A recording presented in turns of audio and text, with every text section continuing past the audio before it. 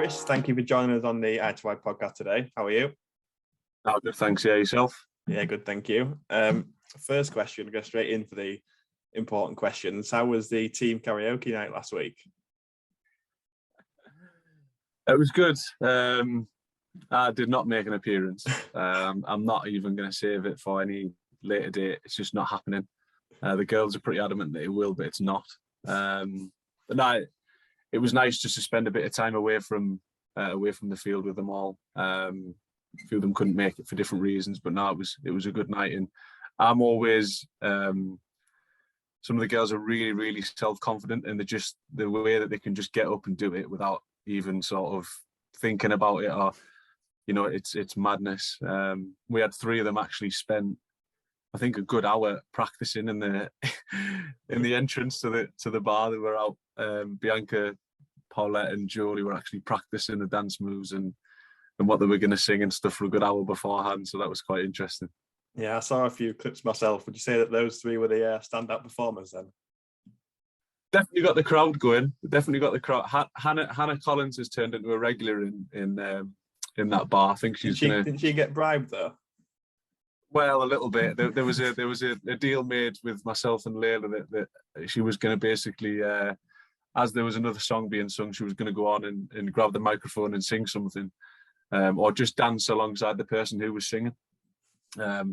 She didn't do that one in the end, but she did something else. She went up and started dancing. But she's a regular in there now, so I think she's going to end up with her own weekly slot if she's not careful. Back to this serious stuff now then. So you've obviously been here for a few months now. You joined the team, becoming our first ever lead coach of our women's program. How much of an honour is that for you? Yeah, brilliant. I think, I said this to Kieran in an interview I did earlier on in the season, where for me, since I started coaching when I was about 18, 19, it's always been with a view of working in football every day. And this opportunity came about, and it was quite sudden, and I didn't really have much time to think, but it wasn't even something that I needed to do much thinking with really or discuss. It was a no-brainer. So yeah, and particularly working with the girls, I think obviously kind of fell into female football 5 or 6 years ago and really enjoyed it. So when this opportunity came up, it was just, too good to turn down. What attracted you most about this position then, and obviously working with our female student athletes? I think, well, firstly, I was aware of i2i anyway, so I had a couple of seasons at Teesside University doing the men's team there. We went up against an i2i team for one of the leagues, and thankfully Teesside came out on top. Won't mention that. Yeah, won't mention that. So I was always sort of aware of the programme and always thought, wow, that'd be an unbelievable, company to work for and everything that they were doing. And then, like I say, the fact that it was with the girls specifically was a real draw for me. And with it being the first ever intake, the first ever full intake. Like I say, I've been in female football over 5 years now and loved it. And came out of Middlesbrough recently with my wife, and then this came up and she got sorted at York as well. So it just, the timing and everything was perfect, really. And how much have you enjoyed your first few months in the role here? It's been good. I mean, like I say, my experience of coaching football has always been 2-3 nights a week and then games at a weekend. So this is different for me. This is every day. And that sort of brings with it its own challenges. I think one of the big challenges as well is the fact that the girls live together. They're all in the same accommodation, and there's challenges that come on the back of that. But no, I've loved it. I mean, I get to watch games back and plan sessions and all sorts, really. So yeah, it's been good. I think in terms of the fixtures that we've had, there's been a couple of games where we could have done better. Some performances that we need to look at, but in the main, I think it's been a decent start. Yeah. And looking at your current squad, then, what have they been like to coach? Brilliant. Yeah, there's I think what's good is they all bring something different. There's loads of different backgrounds and personalities. There's some really good characters, but there's also ones who just want to kind of come in, get their work done, and then go back. There's been some standout performers already. There's been some players that have surprised me in terms of their contribution to the team, which has been really good. And then there's also players that we haven't seen anything of in terms of Gabby. She's obviously got a long-term injury. So we're hoping to see her in the new year. But no, I'm pleased with the squad. It's they're coming on nicely, and I think it's been a good sort of 3-4 months now. Hopefully after the Christmas break we can really start kicking on. Yeah, you mentioned it just then, but you seem to have some great characters amongst the group, which must help. Yeah, I think that's the kind of atmosphere that I like as well. We try and make things lively, and the sessions are lively as possible, and I like the noise and laughing and joking and smiling and stuff. I think that's the best way of learning. You'll have seen the girls play music through the sessions and stuff like that, and I think it's all part and parcel of hopefully making a really good environment. And that's sort of been the focus really. The first 3-4 months has just been about making it an enjoyable place to be. Now I think we'll start to knuckle down on some of the finer details in terms of making sure the standards are high all the time and stuff. But no, it's there's definitely characters in there, and I need that, and I think they need that, and in that sense it works really. And you all seem to get that balance right between obviously your serious coach side and the kind of jokey banter side. Is that something that's important for both you and the players? I think so. Yeah, I think there's probably times when I haven't got it right, or there's things that I needed to do differently. Again, I think it's as much as it's a learning experience for the girls, it is for myself as well. And I've the girls I've been quite honest with the girls. We've had their reviews recently, and I've got some feedback off them, which has been brilliant. But yeah, I think like I say, I do believe that that's the best way of learning. That's the best kind of environment, and that's what I like. I don't want to lead by fear or intimidation. That's just not my style. It's certainly more sort of leading around having positive relationships and having something in common, or something that I can talk to with every player. It might just be one or two things, but I'd like to think at the very least that the girls enjoy coming into the building and enjoy coming to practice and enjoy match days.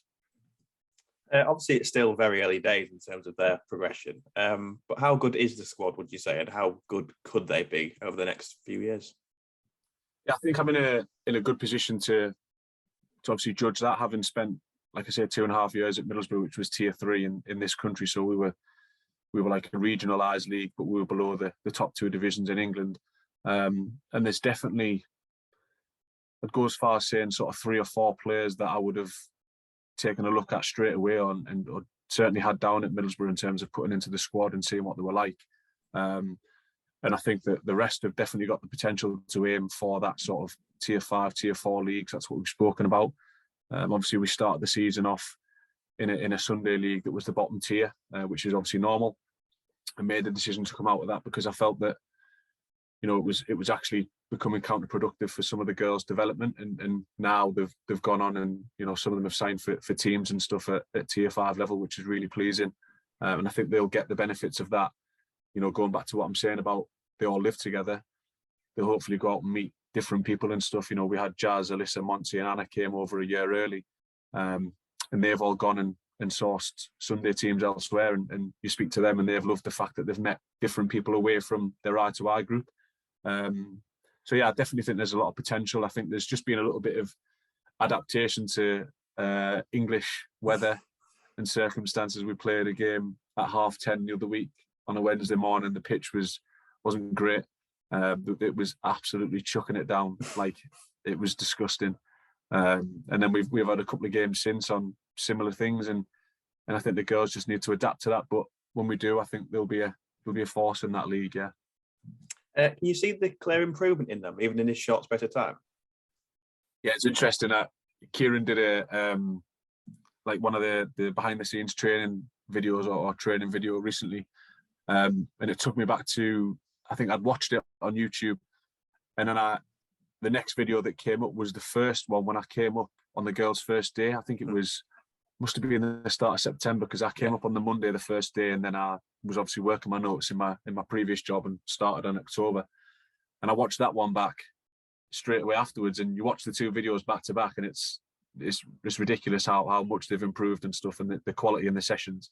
And I think that just comes with habit and them understanding the way that I like to work and what I want, and we've started to try and establish a style of play, and we've had a little look at a few different formations and systems and stuff. But I think the principles don't change, and we're very much we've got a lot of pace in the team, and we've very much become a bit of a counter-attacking team, but also a team that's able to keep the ball. But I do prefer to watch my football and coach my football that's fast and going forward and getting the ball into good areas. And the girls have got the ability to do that, definitely. We've seen you hold many analysis sessions already this season. How important, in your opinion, do you think they are to develop it? Yeah, I think it's huge, and it's something that when you're coaching football part time, you don't get the opportunity really to sit and do that, because we say, for example, at Borough we'd have a game on a Sunday, and then you're probably training again on Tuesday. So this role obviously gives me the opportunity to watch the game back in full. Normally on a Wednesday I'll watch the game back Thursday, Friday, then clip it over the weekend, and then Monday we'll sit and analyse things. But I prefer to watch the game back and clip things that have happened, common themes. And yes, we obviously review the goals and stuff. But I think the girls have enjoyed it. The feedback that I've got from that's been really good. We've started to produce our sort of map of where our excuse me, where our goals and assists are coming from, and hopefully that'll help give a bit of a visual to the girls in terms of the areas that we need to attack. But I think analysis is just about catering for every individual style of learner, really. Some people need to see it, some people need to do it, some people need to feel it, be a part of it, listen to it. So as long as I can make sure that we're hitting every one of those learning styles, and that's my job done, really. So looking at the first half of the season then, how would you assess your side's on the field performances as a whole? I think a bit of a mixed bag. I think obviously we've had a couple of games where the scorelines, particularly on a Wednesday, where the scorelines have been, we've been dominant. We've come across Huddersfield Town Parkview twice now in the Cup and the League. They beat us in the League 6-1, but then the week after we drew with them 4-4 and took them to extra time and penalties, which I think, to turn that around in 2 weeks, to go from being beat 6-1 to then doing what we did against them was a massive, confidence boost. I know we lost on penalties, but I think it just showed a really good reaction. We've played Sunderland Foundation, like their A team, and they're a really good team. There's some girls in there who I know, and there's some girls who play at Tier 3. So there's some really good talented players in there. A couple play for Borough, Newcastle, Sunderland. So some really good players in there. I think we just need to find a level of consistency, really, that's going to enable us to certainly challenge in and around the top 3 or 4 teams. But yeah, I think there's lots more to come. We've got these teams to play again, so I'm hopeful that when it comes back around to playing them in the new year, that we can hopefully go one better. Yeah, just looking at some of the games you've played then, I guess our second ever game, which was a friendly against Northumbria University, I guess that's an indication of where we want to get to in the future. And I guess it was a realisation of how good that some of these players are playing against are. Yeah, 100%. Obviously, the Northumbria game, that was before I started, but I've watched little bits of that back, and Stu, who obviously had the girls for September, was really, really pleased with the performance. I think the one for me was the Newcastle game. That was one that I wanted to get in straight away, and obviously we've got a good relationship with Becky. She's on site, and a couple of the girls have been down and trained and played for the Northumbria teams as well. And even though we got beat by Newcastle on the night, I think it was a case of, there was lots of good things in the performance, and to have that so early on and give the girls that little glimpse of, where they need to be aiming for and the level that they need to be aspiring to was really important. And then we followed that up in terms of the showcase games by beating Wallsend comfortably in the end, who were Tier 5. And that for me confirmed that, I said to the girls before, if I could pick us up as a team and put us in a level on a Sunday, it would have been that Tier 5. And I definitely think individually they should be all in that league, and hopefully that's something that we can move towards in the new year. The standard of the Wednesday National Football Youth League seems very good generally. We've made a pretty solid start, haven't we? Yeah, I've been, I'm happy with the league. I think it's ideal in the sense that if we were to go into a Bucks league, we'd obviously be at the bottom again and have to work up, whereas the NYFL's given us the opportunity to go straight in. There's only one division. There's obviously a southern section as well, but I think it's good, and a lot of the teams that we're playing against are from the sort of foundations and community arms of football clubs, which is a pathway and something that's really popular now in this country with that 16 to 18 plus education football scholarship program. So yeah, there's enough competitive games in there for us, definitely, and it's it's my job to try and make sure that we can bolster that with some really good showcase games as well along the way. A couple of tough losses recently in the cup against Huddersfield on penalties, and then against the league leaders, as you mentioned, Sunderland. Those were played on tricky pitches, shall we say, as you've mentioned earlier. How different do you think those could have been on 3G? But it's impossible to say, isn't it? Yeah, hindsight would be wonderful, wouldn't it? I think it's just one of them things. It was, like I say, we played on grass against Huddersfield when they smashed us really 6-1. We were 5-0 down at half time, and then, like I say, 2 weeks later on another grass pitch, we've taken them all the way. We were actually 4-1 up in that game. Mm-hmm. We had a great chance at 5-1, and then we were somehow 2-0 up in the penalty shootout as well, and we've still contrived to lose it. So, there was clear progressions, and it was about the girls just understanding and adapting that the way that we play, and you might have to be a little bit more direct in the early parts of games, and it's playing in the right areas, all them sort of football cliche things, but it is important. Then we had Burnley in between playing Sunderland A, and we were comfortable against Burnley, and then Sunderland A, I think again we missed a couple of players, a couple of injuries and stuff, and I think that's been the frustration, is that we seem to have carried the squad's got enough depth, but when we have sort of 2 or 3 people injured, it does have a big impact, especially when we've been struggling to get people back to full fitness anyway. We've got people who are still on reduced game time and stuff. So I'm hopeful, like I say, that in the new year, when people can go away and hopefully come back in good condition. Some people need to go away and just rest to Christmas. There's 2 or 3 that need to just go and rest and recover. But like I say, if I can get an 18-player squad out and I've got 18 players to pick from, then I think we're in a good position to attack the league. Yeah, I know you mentioned it a bit earlier, but just touching on the 2 showcase matches we've had this season, 2 brilliant opportunities for the girls and 2 very good performances. Yeah, I think the Newcastle one in particular was just around the time the takeover had gone through, so that there was a bit of obviously the city itself, buzzing. In the city itself, there's obviously a feel good factor, and I think people forget the impact that's hopefully going to have on the women's team as well. Man City did a similar thing in terms of, when they got their investment, and the women's team obviously has gone from strength to strength. And from the noises that you hear from Newcastle, it's, in and around the city and stuff, there's obviously similar ambition and investment going to be going into the ladies' team, you'd hope. So the girls were obviously buzzing at the time to play them, and we got a lot out of that game. And particularly when we watched it back and analysed it, it was one of them where you stood on the side thinking 7-0 is a tough scoreline, but when I watched it back, there was a lot of really, really good things that we did. We actually probably should have gone 1-0 up. Missed a couple of chances early on. And then the Wall's End one was like I say, it was probably a more, I knew it was going to be more of an even contest, but in the end we were really good, and maybe I underestimated the girls' quality, and they were really revved up for that one on the night. There's definitely something about playing under lights. Doesn't matter where you are in the world, playing under floodlights certainly has a different feel to it, and that was probably the best night that we've had, to be fair, the best game that we've had, and certainly the best performance. I guess that beats playing at 10:30 on the morning on a somewhat 100%. 100%. Yeah, I think the girls would say that as well. Yeah, and I assume you'll be looking to arrange more showcase matches for the second half of the season. Yeah, there's definitely some teams that I'm targeting in terms of I'd like the girls to play against, purely because I'd like coaches to see the girls. I know myself how hard it was to try and get players into Middlesbrough. My wife and I, we had so many difficulties trying to sign decent players, and there is a very limited pool of players to sign. I think in the northeast, in terms of Newcastle area, it's slightly different in the sense that there's a lot more teams.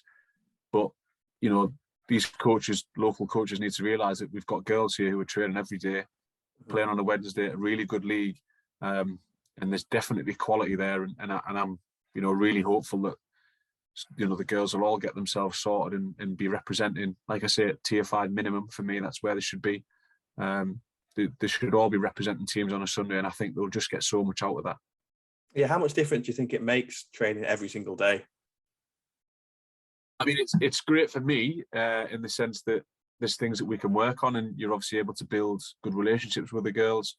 I think sometimes it's a challenge trying to keep it fresh, and it's been strange. I was talking to Darren Williams the other day. I said, this is all I've ever wanted, to coach full time. But there is sometimes where you sort of, when you're doing it part time, you think, oh, we need to do this session, and you've got loads of ideas. And there's been times where it's been really strange, where I've thought, oh, I don't know what to do. And it is a strange thing, and it is about keeping it fresh and keeping the enthusiasm high for the girls and keeping their enthusiasm and interest levels really high. So there is a fine balance between doing your sort of more tactical work that's maybe not as entertaining, and then also doing the sort of fun sessions, the games, and we have fun Fridays and good little competitions and stuff, and the girls really get into that. But yeah, it's definitely the optimal way to build good players and to build good teams, really, is seeing them every day. And the girls seem to have become even closer as the weeks have gone on. Obviously, when you come out to a new country, it's difficult meeting lots of new people, but they've really come together now, especially with the guys as well. They've made some good bonds.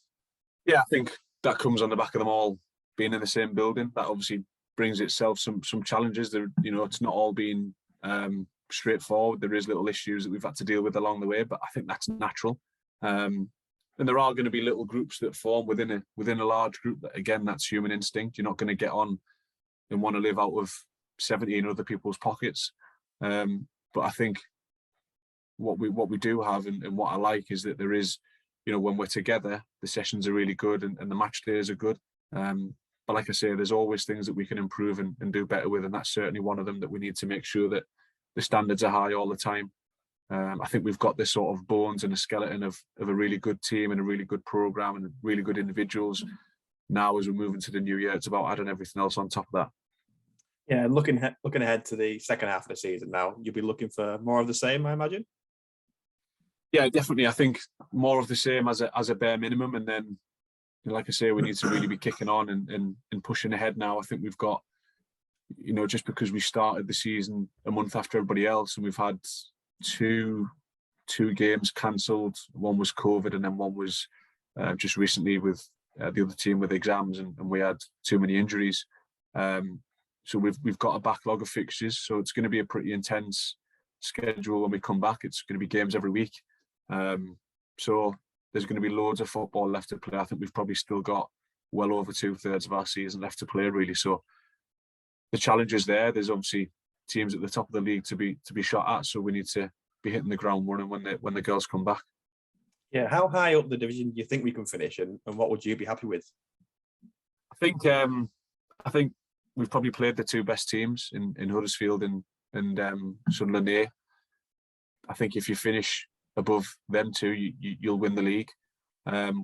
Whether we can do that or not, obviously we'd probably need to go there and beat them at their own place. Obviously, we've got them both to play away from home. I think if we could finish top 4 as the first season, as a minimum, would be a great achievement, given the circumstances and it being a brand new program. My goal would be to try and win it, though. But like I say, I think there's Parkview, like Huddersfield, Parkview and Sunderland A team are really strong sides, and I know Sunderland in particular, they've won this and the league and the cup double a couple of times and stuff, I think. So there is some really strong teams, but that's what the girls are here for, to be fair. Just finally, Chris, looking ahead to the future of the i2i women's program, how excited are you to see it grow and grow over the next few years? Obviously, we've seen just held some clinics in California. There was lots of girls attending, so hopefully we'll have another big cohort next year. Yeah, I was going to say, I was blown away seeing the pictures and stuff. A little bit envious of the staff that were out there, but that's another thing. I'm sure my time will come. Yeah. No, yeah, brilliant to see so many female players on those ID events. I think it's just, across the board, female football in the US is I think as a country here, we've probably always looked over there and thought, wow, they've got something that we've not got. Now I think we're getting to a point where, the WSL and the Championship is really, becoming top leagues, and there's players coming over from the US to play over here. And the opportunities and the ambitions of the clubs now are massive. And that lends itself to really good opportunities for girls coming over to play here.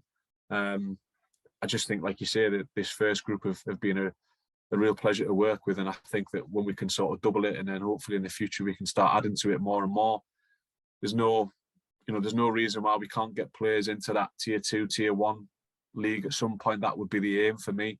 That for me would override, winning a league and stuff like that. If we could get one or two players over the next, 2-3 seasons who go on and play in the top 2 leagues in this country would be unbelievable. So that's certainly something I would like to achieve. So that'll do it for today's episode. Chris, thank you very much for joining us on the i2i podcast. Hope you enjoyed it. Anytime.